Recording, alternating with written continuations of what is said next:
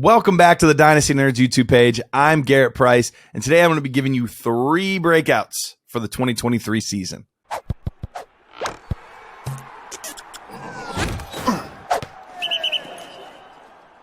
right, so everybody defines breakout a little bit differently.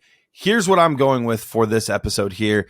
I'm looking at guys that have either A, never been a number one at their position, so we haven't seen them inside the top 12, or if we have, it's been a little bit and our expectations have lowered on the guy quite a bit, but maybe a little bit unfairly. So let's start with the wide receiver position, Marquise Hollywood Brown. Now, before you get on me about Kyler Murray, I know Kyler Murray's missing some time.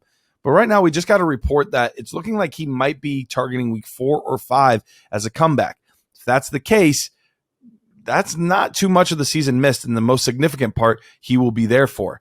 On top of that, last year, without DeAndre Hopkins, who, by the way, is no longer there, Marquise Hollywood Brown was averaging 11 targets a game, technically 10.667, but you get the point. 11 targets a game without Nuke.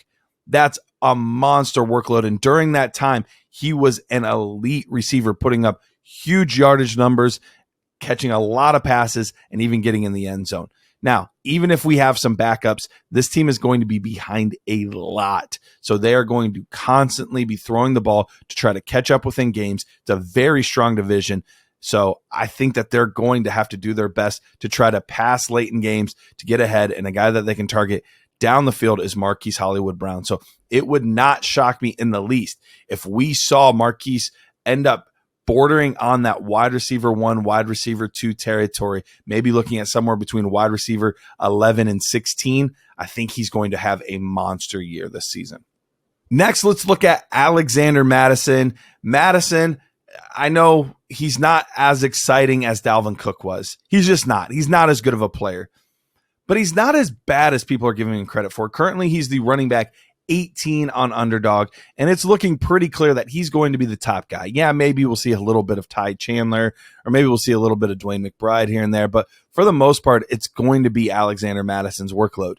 And when Alexander Mattison has been the lead back, he's been pretty good. In fact, going all the way back to Alexander Madison's rookie year, when he had 15 or more touches, which if you're the lead back, we would expect you to get 15 or more touches. Now, I'm not even counting that as true touches.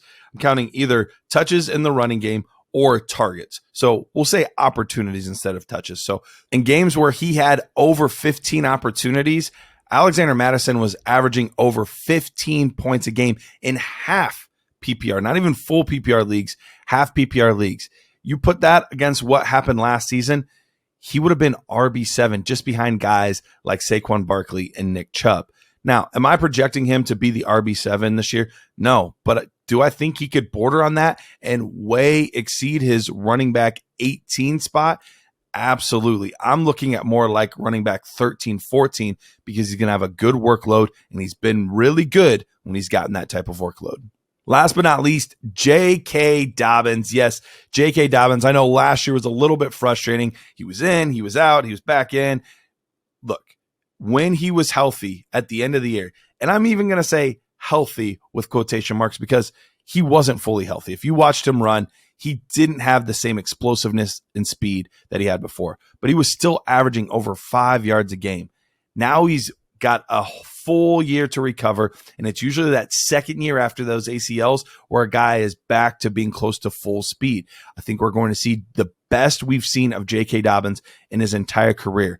You add in that it's a new offense now. We've got Todd Monken as the OC. Now, Todd Monken's a little bit of a chameleon. Depending on where he goes, he does things a little bit differently. We've seen him with being the OC in Tampa Bay. We've seen him in Cleveland, and we've seen him with the Georgia Bulldogs.